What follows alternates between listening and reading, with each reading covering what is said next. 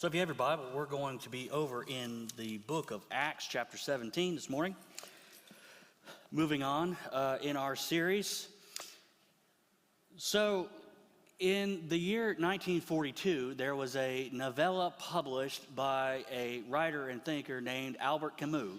And he wrote this novella called The Stranger. It's often considered a very important classic in a new form of philosophy, of existential philosophy called absurdism, where the idea behind it in their mindset was that the universe itself and all of nature was irrational, and therefore life was ultimately meaningless. You can tell this was definitely a feel-good classic published at the time. But in this book, it follows a character named Meursault. And we meet him right when he receives news that his mother has passed away in the retirement community she was living in, and a funeral was about to be held. And so he goes on. And as we follow Meursault through this series of events that begins with the death of his mother, we find that he's a very odd person.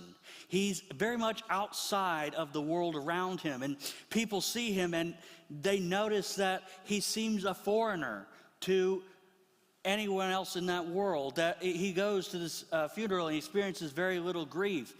Through a long series of events, he ends up in prison on trial for murder. And in this afterward, all this stuff happens. We see it all as he's considering his life, as he's looking over all that's about to come. He meets with religious figures and rational people, and none of them can seem to understand what's so different, so alien about this person. He was a stranger in the world, and the world was strange to him. He was outside of our level of existence. And so there are many stories with similar ideas and plot lines. We call them the fish out of water stories, where a character is a stranger to the world around them. And as they interact with people, they're so very far removed from our experiences. And to a certain point, though not quite as depressing, we find something very similar here in Acts with Paul as he goes to Athens. Because in Athens, Paul is a fish out of water. He's an alien to these people. And he's moving in a world that's overwhelmed with idols and religion and superstition. And it's very far outside of his Jewish understanding of the world. And so after this warm reception we saw last week in Berea, we find that Paul now finds himself a stranger in a strange world, dealing with, number one, strange gods. And we pick up in verse 16 of chapter 17. It says, while Paul was waiting for them in Athens, he was deeply distressed when he saw that the city was full of idols. So he reasoned in a synagogue with the Jews and those who worshiped God, as well as in the marketplace every day with those who happened to be there. So after Berea, where many of those Jewish people considered what he had to say and searched the scriptures to see if those things were so, and believed, along with a number of prominent Greek women and men, word leaked down over to Thessalonica, where he had been kicked out of before. And they came and found that Paul and Silas were at it again, just 50 miles down the road from their hometown. And so Thessalonica sent disruptors in to cause an uproar there, to cause Paul and Silas to leave the city. This time only Paul left. He left Timothy and Silas behind to establish the church that they were founding there. And so he's going along the coast, and he finds himself brought to the esteemed city of Athens. And this was where later he expected Timothy and Silas to come and join him. And though Athens at this point is in something of a state of decline, it still rested on its reputation in the past as the intellectual capital of the known world. It was here that the greatest philosophers known in history had come from. And though at this time, as we said, Athens was in decline, it was actually being surpassed by Alexandria and Tarsus in terms of being an intellectual capital of the world. The history of Athens marks it as a center for art, philosophy, and culture. The intelligence that was shared was still cemented in the public reputation of this city. And so the ideas that were held by many in this city were not totally foreign to Paul. Paul was well trained in rhetoric and philosophy. He was a resident of Tarsus, which was a rising intellectual capital. He was better educated than most. But even with the knowledge behind the ideas in Athens, he still found himself shocked by what he found. Because what was so offensive to his mind was not necessarily their ideas or their philosophy, but that he found that because this city was not just full of knowledge, but it was full of idols. Now, histories tell us just something about the idols that lined this the city rather. Some of the relics that were in that time period, they're still preserved in the Archaeological Museum of Athens. And these statues would have been of men and gods alike. Some were very profane statues depicting sexual actions and sex organs, and along with the gods. And the prominent gods represented would have been Athena, Zeus, Apollo, Themis, Euteria, and another common fixture would be a bust of the head of Hermes, the messenger of the gods, put throughout the city. Now, to the people of Athens, this was a very common thing. They didn't think anything of this. They expected the street to be lined with idols. They couldn't think of anything more natural because religion, like philosophy, was part of their everyday culture. And so to them, Paul's offense at this is very foreign. Suddenly, Paul finds himself, after having gone to synagogues and dealing with others in Jewish thought, he found himself the stranger, the outsider in this religious city. And so Paul does what he does best. He went and first reasoned in the synagogue, as he'd done this entire journey. But then he also does what he did previously in Lystra when we first saw. He engaged in marketplace discourse, freely sharing the news of the gospel with any who would listen. And he was doing this in the shadow of the Acropolis. He's a stranger there, standing among strange gods, confronting them with the truth of God. And looking back at this from our perspective in history, when we look at these ideas and what was in that city, it seems very outlandish and foolish and primitive to us. Though in Western culture, we retain a lot of admiration for Greek and Roman societies.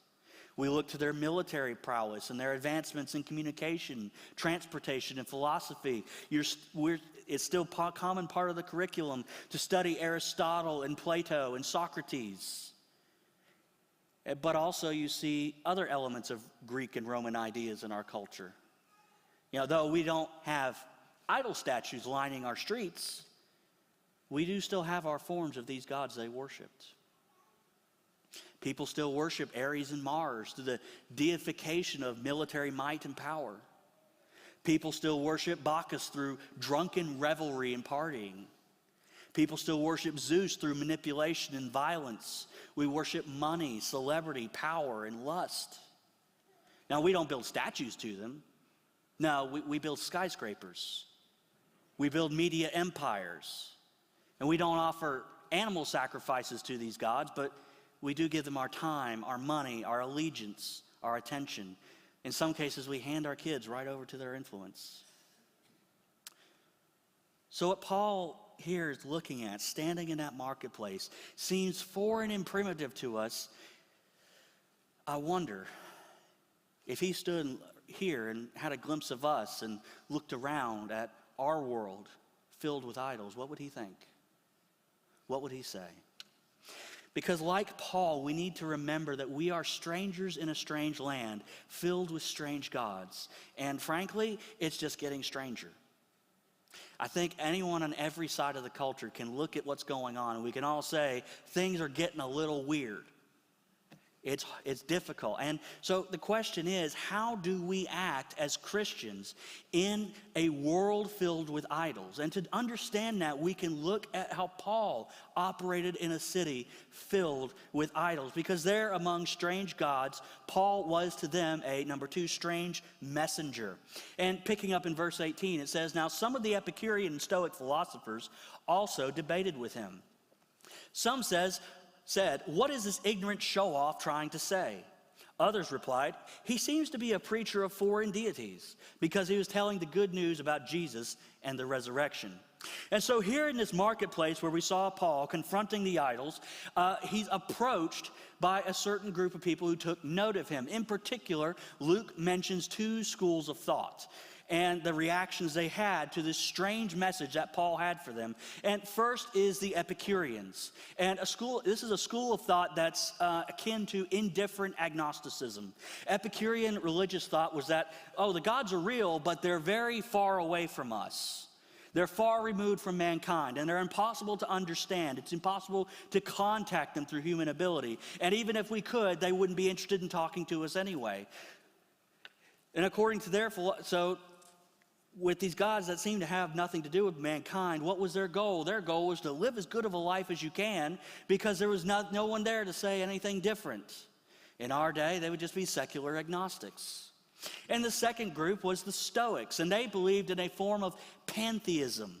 They thought that the spark of the divine lay in all of humankind and everything that existed in the world, and that the only way of understanding that was accessing that spark of divine through particular disciplines. And Stoic philosophy doesn't go really much farther than that in the religious sense, but it had a dramatic influence. It was the most influential system of thought on the Roman Empire at that time. More significant than the Epicureans. But their religious ideas were that God was in everyone, and they were what you could call in our day a group of people that were spiritual but not religious. And though both of these were entirely different ideas, they both had a similar reaction to the message from Paul. They thought that this was a very strange idea. They said, well, what's this guy trying to say?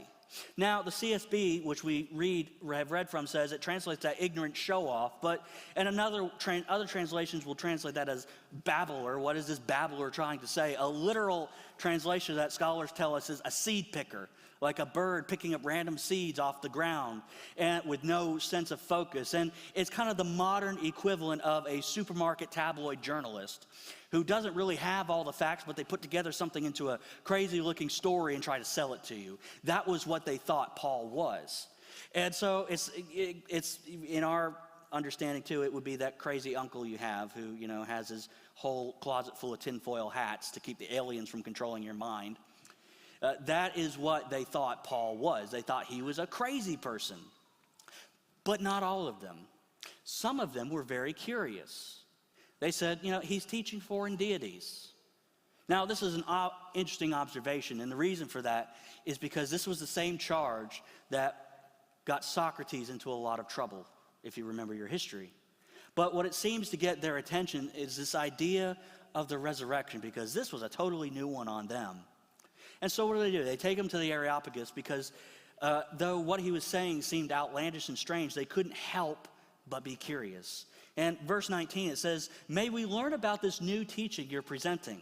Verse 20, "Because what you say sounds strange to us, and we want to know what these things mean."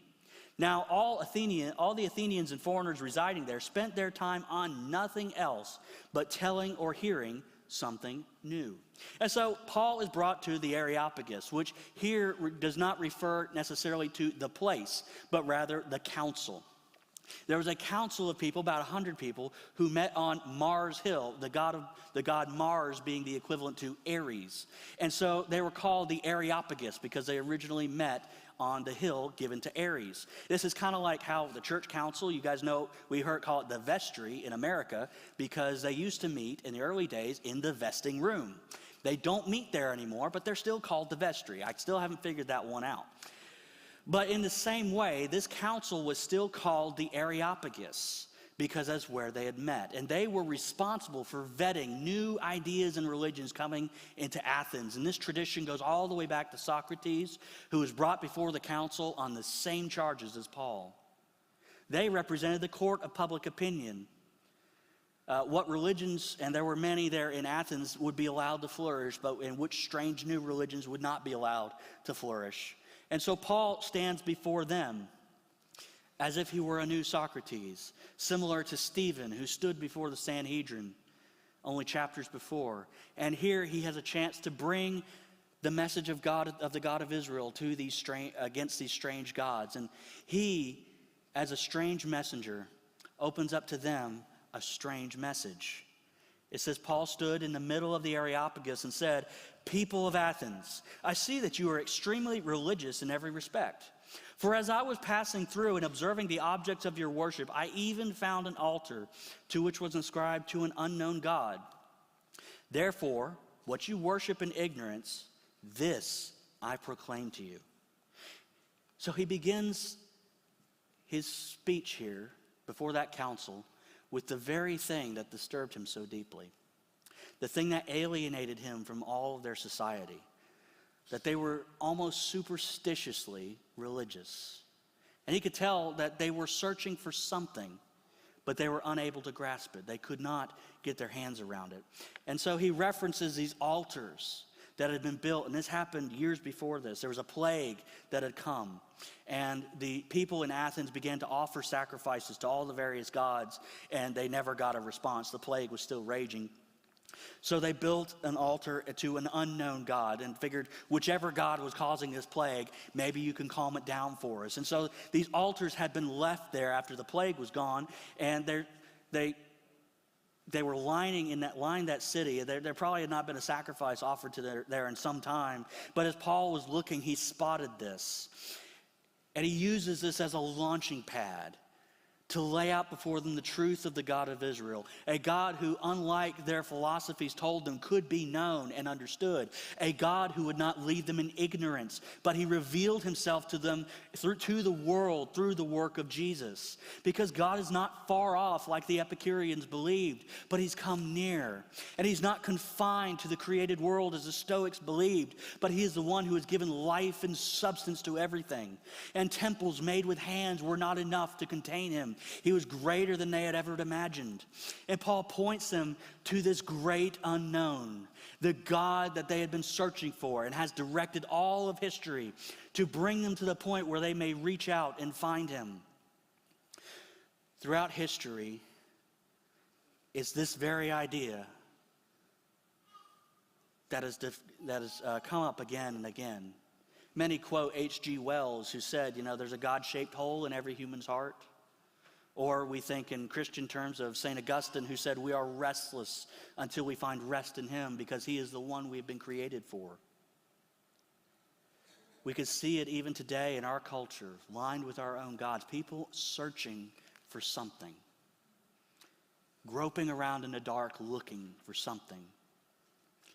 Now, money, power, and lust are things that our world gorges itself on to try to fill that empty place, that longing in their soul for something that no part of this world can satisfy, looking for something to silence the voice that calls to them to come out of darkness and into light.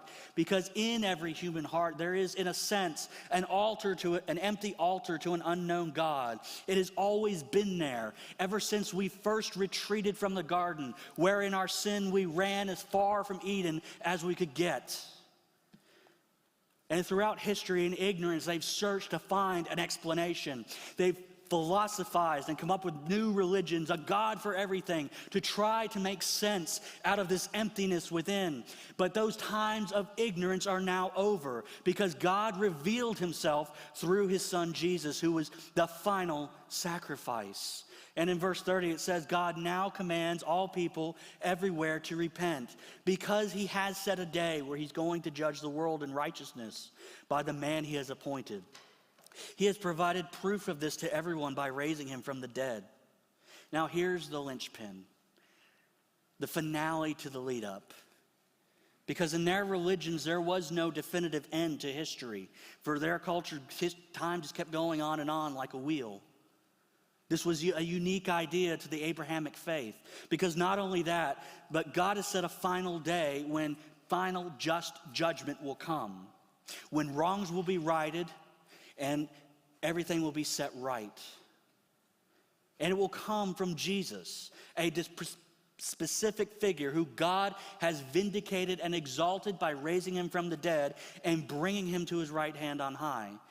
And in this fact, in this message, the great unknown has become known. And the God who seems so far away has come near. He has not left us in the dark, groping around for any hint of him. He has come down from heaven and entered into our darkness. He's turned on the lights. And he's seen the emptiness within this world that we've tried to fill with everything and offered to us wholeness and resurrection life. Now it's at this point that the Athenians are tripped up, because this is farther than they were willing to go. First, because they didn't believe in any kind of resurrection, but mostly they could not see how there could be one all-powerful, all-sufficient God who is revealed through a crucified Messiah. It was here that Paul learned, as he would later say to the Corinthian church, the word of the cross is foolishness to those who are perishing, but it is the power of God to those who are being saved. The thing about the gospel message is it's always folly to those who will not believe, those who are satisfied with their own idols. But even in their defiance, even in their ignorance, God is still merciful and shining a light to draw them out of darkness. He's come near and made himself known and given the gift of faith, showered them with grace, filled them with the Spirit. He's not abandoned us to ignorance, but out of his great mercy, he rescued us from ourselves and invited us to partner with him. He chased us all the way from Eden to bring us back. Now, it can be kind of discouraging or disturbing to look around at the world today filled with idols, and I think it's probably more discouraging at how easily we're sucked into them. It's filled with philosophies, filled with pleasure, but filled with so many things, but so empty and so meaningless, lost in the darkness of sin. So how do we function in a world like that? We need to remember the message. What is it Paul told us? That God has come near, so we have hope. And not near to a non-specific group of people somewhere in a world away, but he's come near to us. And he's promised to preserve us and preserve his word as our guide and to lead us by the Spirit into new life, a place where we know and we are known forever, that we are not abandoned to meaningless chaos, that the universe itself is not absurd and meaningless and pointless, but it has a directed end. It's heading in a single direction. It's heading for a restoration of all things. And because of that, God says, change your mind about how this world works. Change your mind about your gods. Repent. Turn around. Change your mind. And come back. And he offers this freely to any who will come, any who will believe. We need not be subjects to idols as our world is. We don't need to get sucked into this machine that chews people up and spits them out. Because, if it was so great, then why on earth are we at an all-time high in Western society for mental illness, depression, suicide, and so on and so on? These gods are dead and meaningless.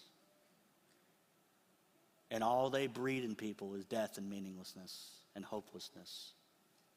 But God has shown himself through history. He has set a day.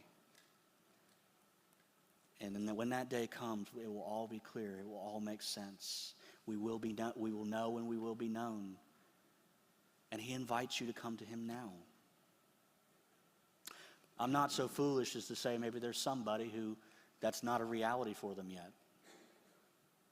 Maybe you know about Jesus, but you don't really know him personally. Maybe you know about church and Christianity, but it's not a way of life for you. Well, can I say that Jesus offers that to you now? Just come to him. Put your faith, that allegiance, that trust, that belief in him. And he will never cast you out. Leave your idols behind. That God you've been searching for, that thing to fill that hole you've been searching for, it can only be found in the fullness of God.